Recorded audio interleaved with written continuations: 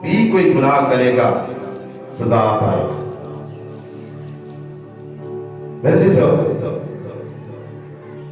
जो मजमून मैं आपके सामने रखना चाहता हूं वो आप सामने सुन लिया है, और इसमें हम देखते हैं कि 3 शख्स सदरक, मीसक, अब्दुल-नजूम बहुत बड़ी मुश्किल में। सदरक, मीसक, अब्दुल-नजूम ये इनके असली नाम नहीं, ये बाबली नाम दिए गए थे, और ये बाबली नाम उनके बड़े बुतों का नाम था। और इनका असल नाम जो है वो मैं आपको पढ़कर सुनाता हूं। और 4 नौजवानों के नाम दिए गए हैं। पहला नाम है दानियल, और जिसका बाबली नाम बेल्तशज़र, और दूसरा हननिया है, और हननिया का बाबली नाम सदरक रखा गया। और तीसरा नाम मीसाएल है, और बाबली नाम जो है वो मीसक रखा गया।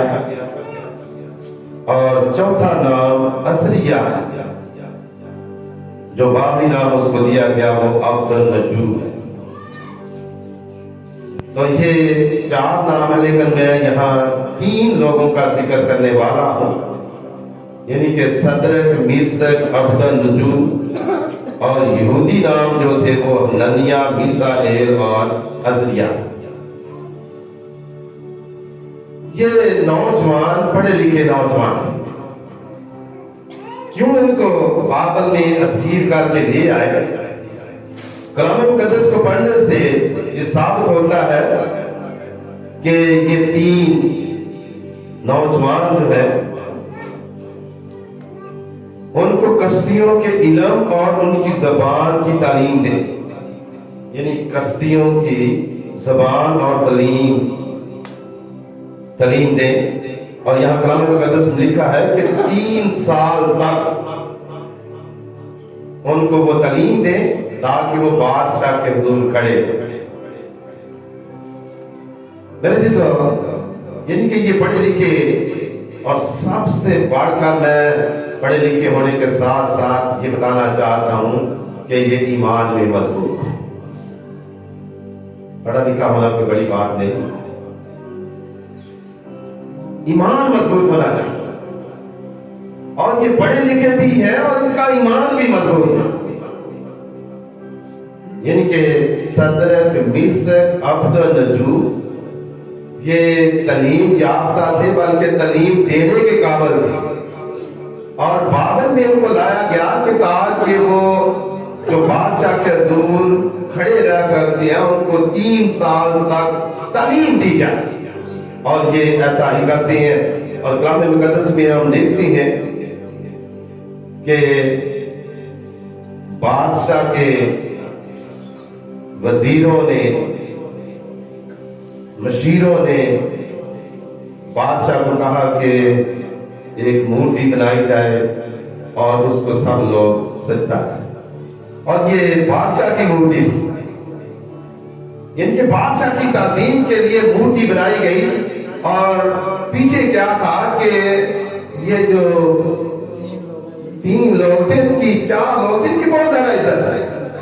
और इनकी इज्जत को कम करने के लिए वो ये सब कुछ करते हैं कि किसी तरीके के साथ इनकी इज्जत बर्बाद की जाए। याद रखें कि जिसकी खुदा इज्जत बढ़ाए उसकी इज्जत बढ़ती है, और जिसकी खुदा इज्जत बढ़ाए इंसान उसकी इज्जत कम नहीं कर सकता। कलाम मुक़द्दस में हम देखते हैं, अगर हम दानियल की पूरी किताब को पढ़कर देखें, अगर ये बात भी हमारे सामने आती है कि बादशाह ने मूर्ति बनाई और फिर ऐलान किया गया कि सब लोग उस मूर्ति को सजदा करें, और जो कोई मूर्ति को सजदा ना करे उसको आग की जलती भट्टी में डाला जाए। सदरक मिसक अब्दनजू उस मूर्ति को सजदा नहीं करते। मेरे चीजों, और ये भी बादशाह के सामने इल्जाम रखा गया कि वो जो नौजवान है सदरक मिसक अब्दनजू वो तेरी मूर्ति को सजदा नहीं करते। बादशाह खतरनाक होता और उनको बुलाता है और उनको कहता है कि कल तुमने इस मूर्ति को सजदा करना है वरना तुम्हें आग में डाला जाएगा। मैं देखूंगा कि कौन सा महबूब तुझे आग से बचाएगा। कलाम मुकद्दस को पढ़ने से यह साबित होता है कि वो ये कहती है कि बादशाह जिस महबूब की, जिस खुदा की हम इबादत करते हैं वो आग से बचाने की कुदरत रखता है। मेरे कलाम मुकद्दस में आप देखते हैं कि तीनों को सदरक मिसक अब्दनजू को आग की जलती भट्टी में डालने के लिए जोरावर पहलवानों को कहा गया कि इनको बांधकर जलती भट्टी में डाल दें।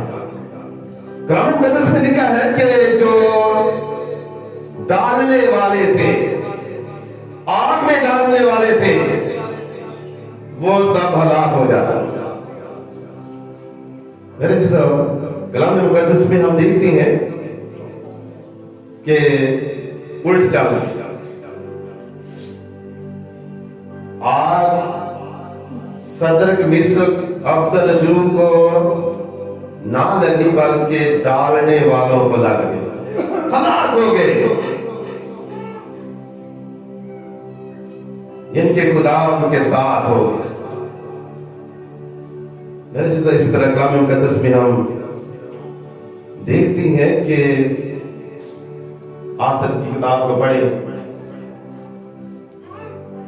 तो वहां भी इसी तरह का ही वाक़या है। वजीर हमान जो अक्सरियत का बादशाह का वजीर था, वो ये चाहता है कि सब लोग मेरी ताज़ीम करें, सब लोग मेरी इज्जत करें, सब लोग मेरे सामने झुके, सब लोग मुझे सजदा करें।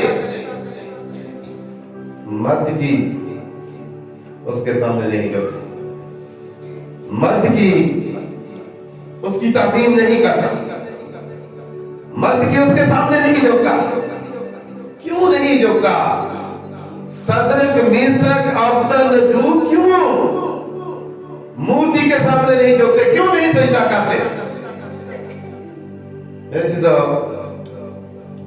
उनके पास खुदा का कलाम था, उनके पास खुदा के अहकाम थे, क्योंकि खुदा के कलाम में लिखा है कि तू किसी मूर्ति के सामने ना झुकना ना सजदा कर।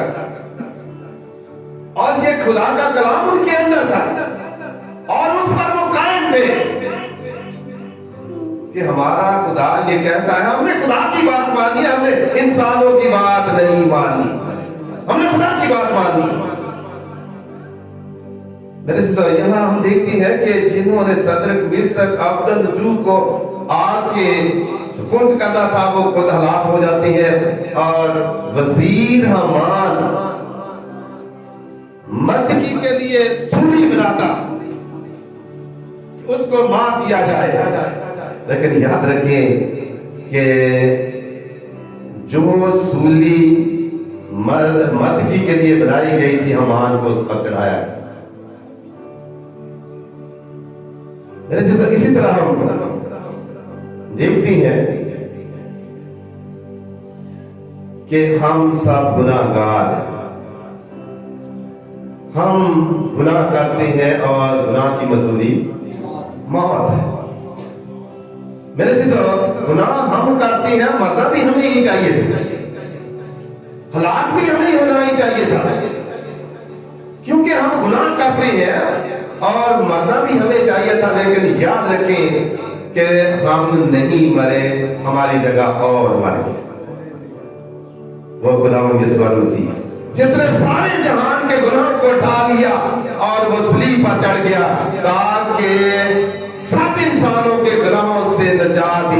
और कलाम मुकद्दस में लिखा है कि तुम्हारी मक्कत से सोने चांदी या बकरों और बछड़ों के खून से नहीं, बल्कि यीशु मसीह के बेशकीमत खून से हुई।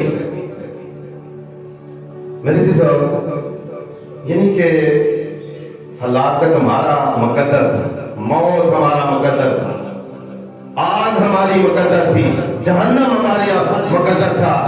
लेकिन इन हलाकत से, मौत से, जहन्नम से, आग से बचाने के लिए खुदा यीशु मसीह ने अपनी जान शरीफ दी।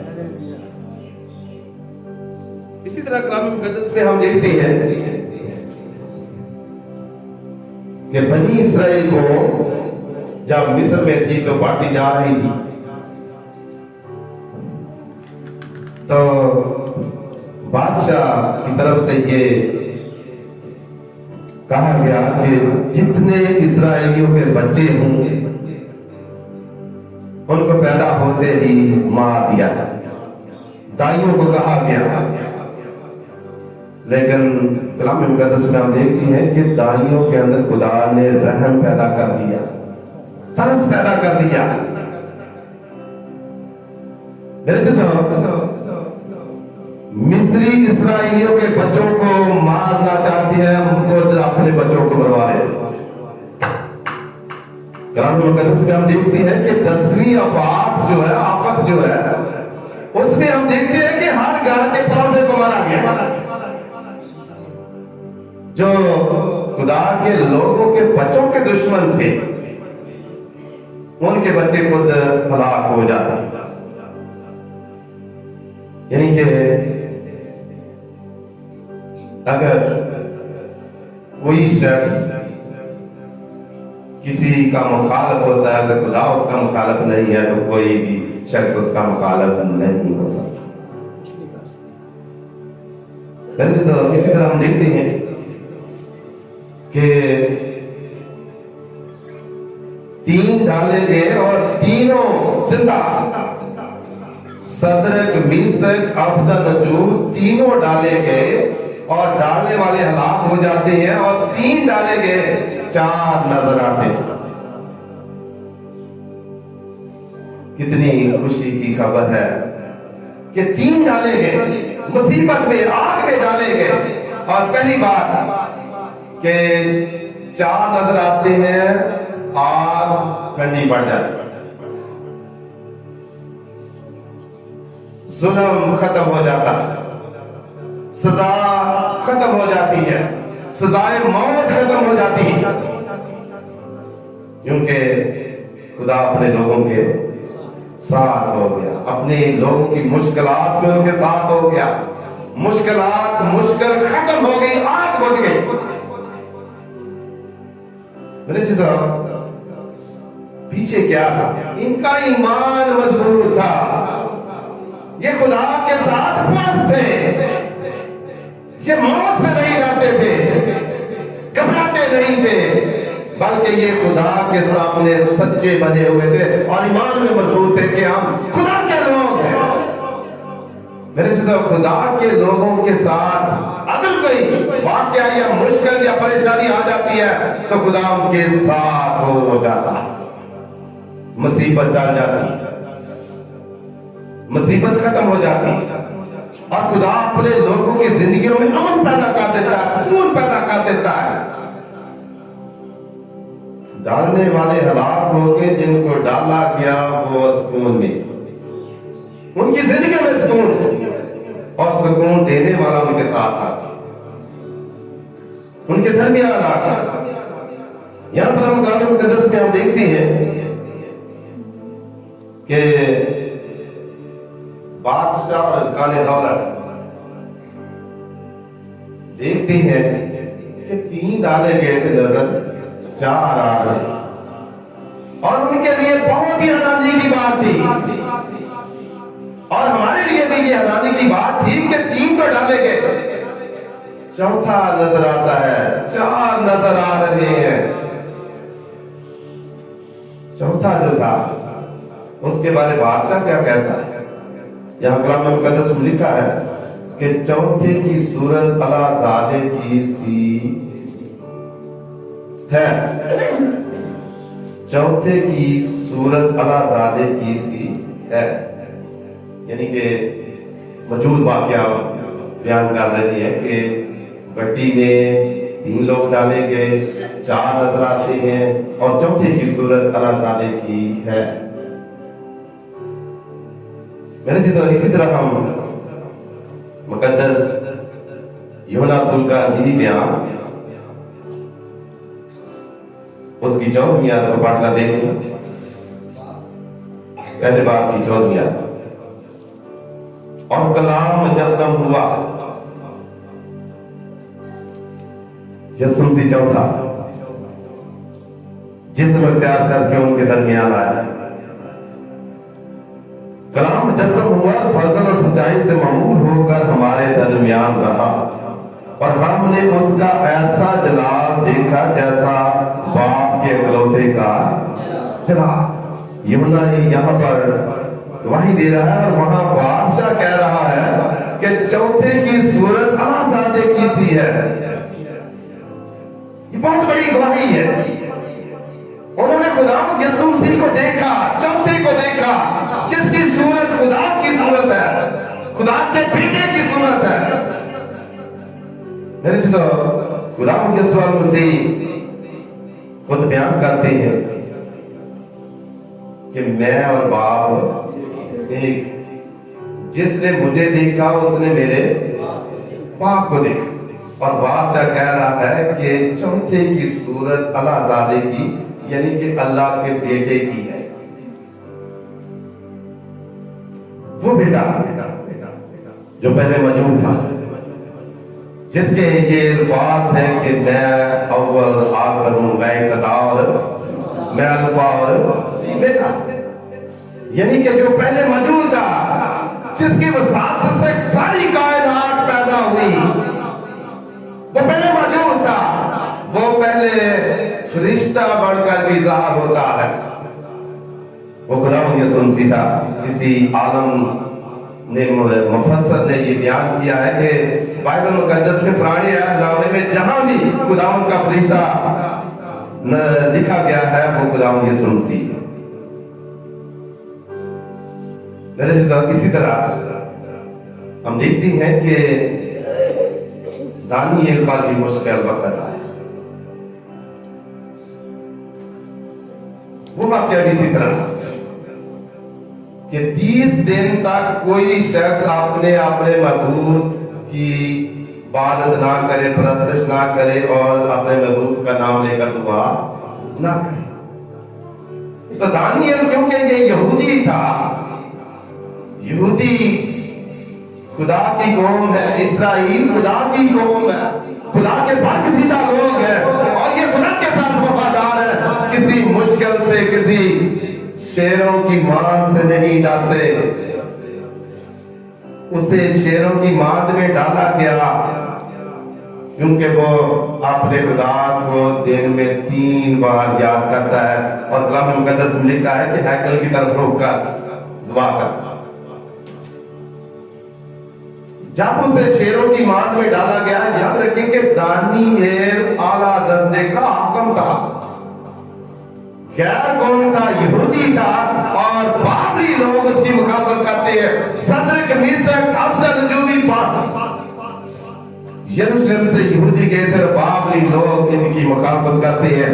इसीलिए सदरक मीशक अबदनगो को आग की जलती भट्टी में डाला गया और दानिएल को शेरों की मांद में डाला गया।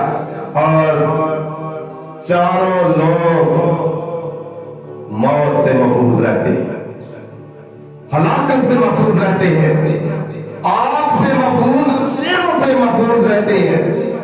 और कलाम मुकद्दस में लिखा है कि जब दानिएल को शेरों की मांद में डाला गया तो खुदा उनका फरिश्ता उनके दरमियान आकर जाए।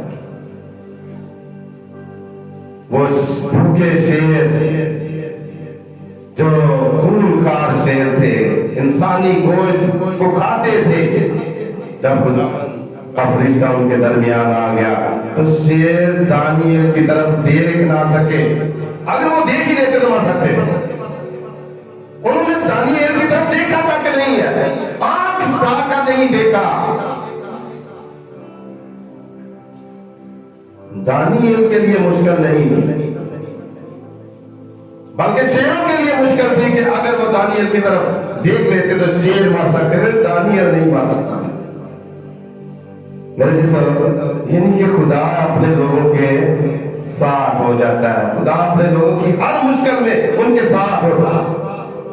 मरम नजी खुदा के सुन सी, जब ये दुनिया हलाक हो रही थी, ये दुनिया गुनाह में जिंदगी बसर कर रही थी, दुख और मुसीबतों में जिंदगी गुजार रही थी, तो खुदावंद यीशु मसीह इंसानी रूप में बच्चे के रूप में पैदा हुआ, इस दुनिया में आ गए, जिसके बारे में खुदा का बंदा यशायाह बयान करता है। इस बात उसकी पहली आयत को पढ़कर देखें, खुदावंद का मुझ पर है, मुझे भेजा गया कि कैदियों को रहाई और कुछ लोगों को आजादी का पैगाम दिया जाए।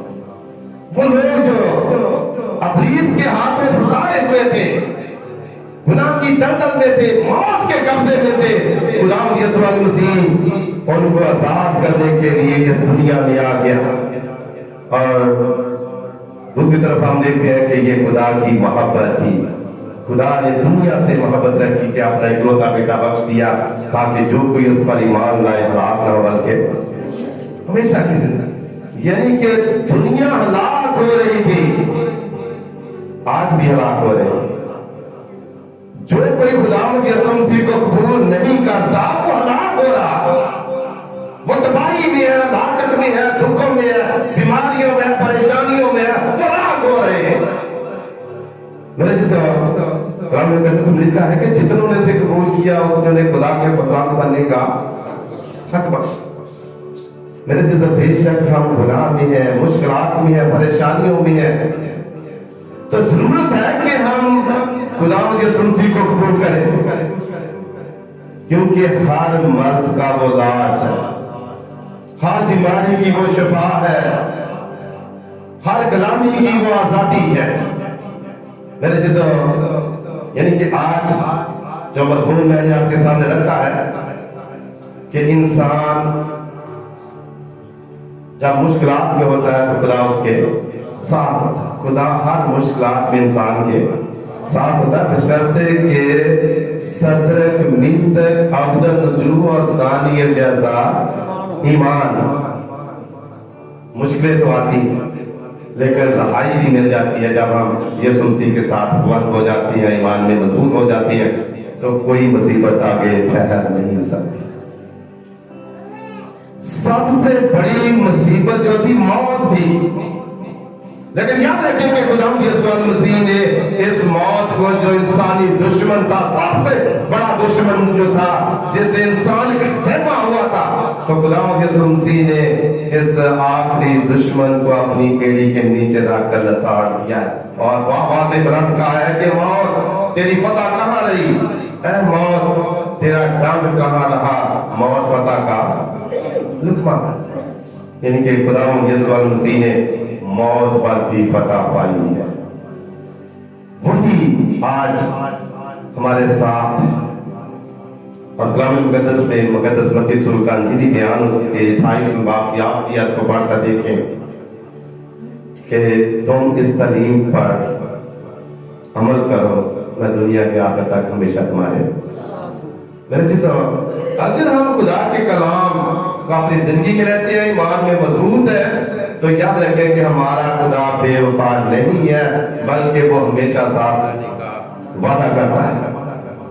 मेरे जैसे परेशानियां आती हैं, कदम भी हो सकती हैं, बशर्ते कि हम सदर मिसक अब्दुल और दानियल जैसा ईमान रखें, और जब हमारा ईमान मजबूत होगा तो खुदा हमारे साथ होगा। खुदा हम सबको ऐसा करने की तौफीक बख्शे।